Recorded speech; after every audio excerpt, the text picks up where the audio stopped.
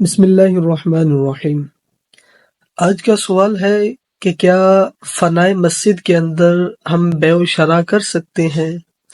عمومی طور پر دیکھا گیا ہے کہ مساجد کے اندر، بعض اوقات مدارس کے اندر دیکھا گیا ہے کہ کوئی بھی چیز کی اگر بیع و شراء کرنی ہو تو کی جاتی ہے، لیکن لین دین کا معاملہ مسجد کے باہر جب چلے جاتے ہیں، وہاں پر جا کر جسے ہم فنائے مسجد کہتے ہیں، وضو خانہ ہو گیا، اس کے علاوہ دیگر جہاں پر جوتے رکھنے کی جگہ ہوتی ہے، وہاں پر جا کر لین دین کا معاملہ کر لیا جاتا ہے۔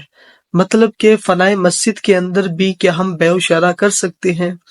امام احمد رضا خاں رحمۃ اللہ تعالی علیہ فتاوی رضویہ کے اندر ان سے ایک سوال ہوا کہ ایک آدمی مسجد کے اندر تعویذ بیچتا ہے، اس تعویذ میں تورات، انجیل اور قرآن کریم لکھتا ہے اور تعویذ دیتا ہے، اور اس پر رقم لکھتا ہے اور یہ کہتا ہے کہ اس کا ہدیہ مجھے دے، تو کیا یہ جائز ہے یا نہیں؟